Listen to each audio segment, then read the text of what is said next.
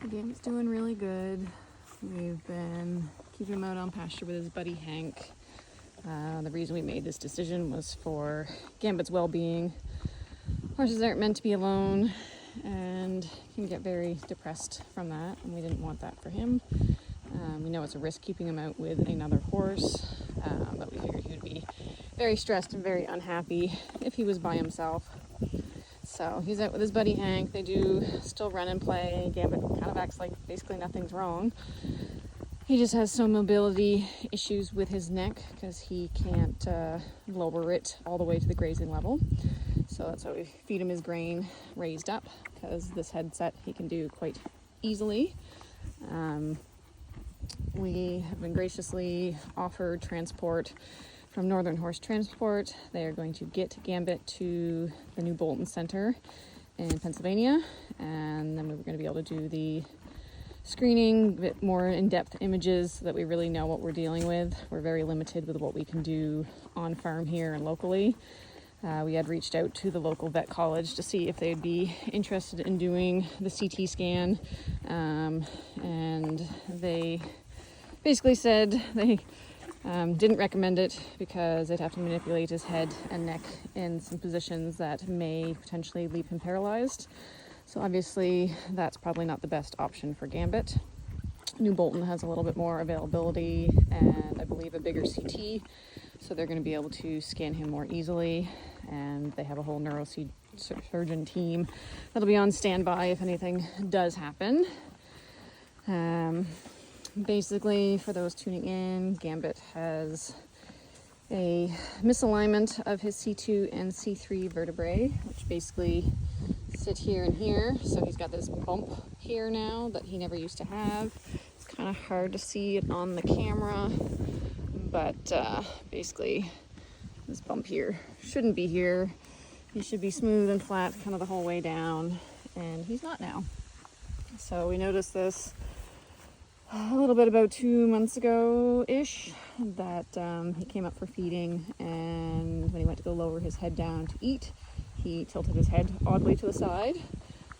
We didn't notice the swelling or the kind of bump here right away because he was a little bit thicker then. He was weighed a little bit more, so we think the fat actually kind of covered the bump somewhat. But due to his lack of mobility and probably a bit of pain, he started to drop a little bit of weight because he wasn't able to go down to the normal grazing position. It was probably hard for him to eat from the hay net that we usually feed with because he'd have to pull, so he'd be putting pressure on his neck. So he did start to drop weight.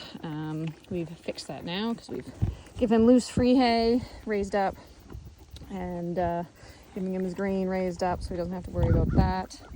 It was also a really hot summer and they were all sweating pretty much just existing, so I'm sure that contributed to a little bit of the weight loss. Initially, when we saw the head tilt, we thought it was Lyme or anaplasmosis because that seems to be the theme on our farm lately.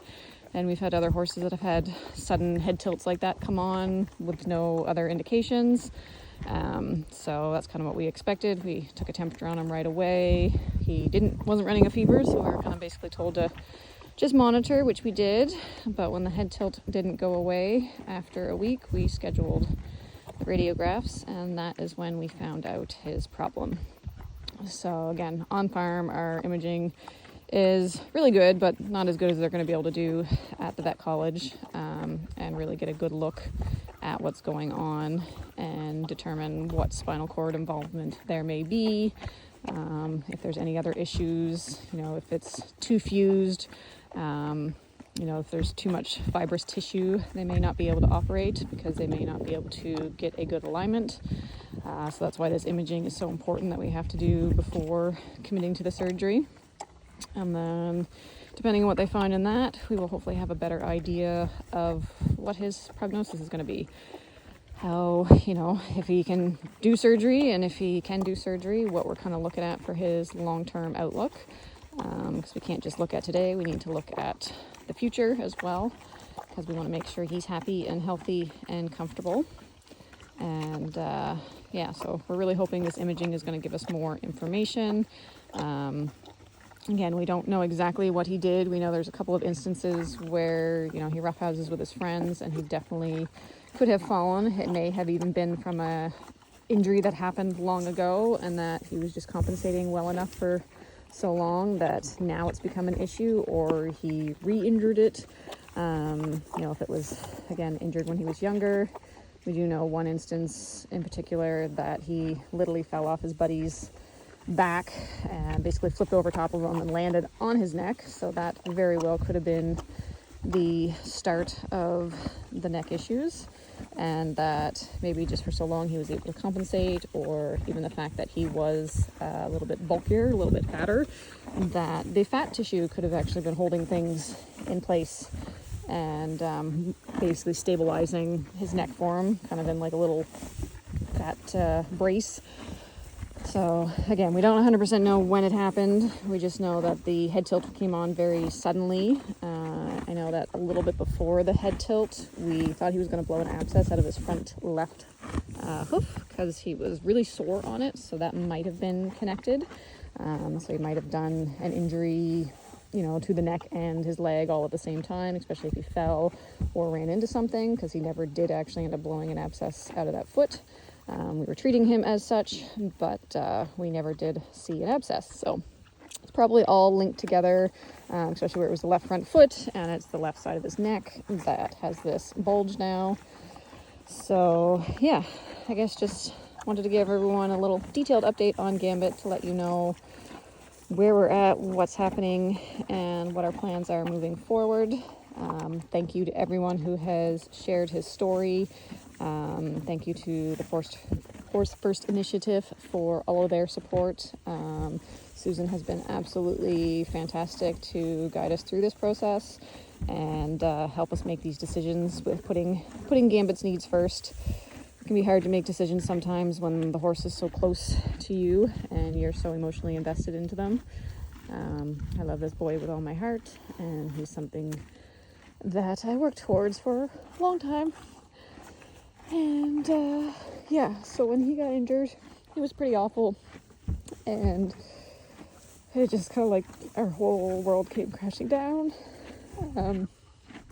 Hey buddy, you know, he's been special from day one, and he's more than just a colt. He's, you know, 12 years of dreaming and planning and hard work and sweat and blood and tears, and yeah, we really hope that his future is bright and long, and that we can get him the help that he needs. And everyone that has helped so far, thank you again. It's been amazing to see the amount of support that people have given us, not by just, you know, commenting, liking, sharing, sending their, you know, good thoughts and prayers and everything else. You guys have been a part of this journey, and you know, Gambit thanks you for that. You know, he's playing with a bucket over there, and you can kind of see that bump really good right there when he tries to flex down and try to get his head down to that grazing height. He has to twist it a little bit. Hold on, Hank. Hey, buddy. But he doesn't know there's anything wrong. He seems to be quite fine and adjusting well, as horses do. And we will continue to keep everyone updated. And again, thank you for being here for the journey and for loving our boy just like we do. He's a very special guy.